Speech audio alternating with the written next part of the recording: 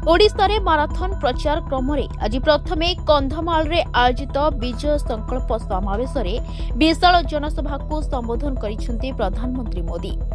प्रथमे अधिष्ठात्री देवी पाटखंडा और मां नारायण को प्रणाम जणाई निज अभिभाषण आरंभ करने क्रम मातृशक्तिर प्रशंसा करिसेंती। जनसभा आरंभ स्वागत और शुभेच्छा जणाइथिबा दुई वृद्धा तुला देवी और पद्म पुरस्कार प्राप्त पूर्णमासी जानी प्रशंसा शतमुख होते सेमानंको प्रणाम करने सह मोदी कहिथिले कंधमाल रे मिलिथिबा आशीर्वाद मु केबे भूलिबिनी।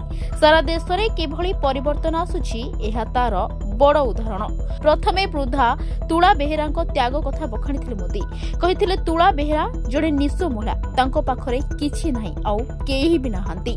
भिक्षा मागी से निजर पेट पोषंती किंतु आश्चर्यर कथा हेउछि भिक्षा मागी संचय करिथिबा 1 लाख टंका से निज आराध्य देवता श्री जगन्नाथ को दान करिसेंती। तांकर किछि आवश्यकता रहिछि बोली तुला बेहेरा को पचारिथिले मोदी।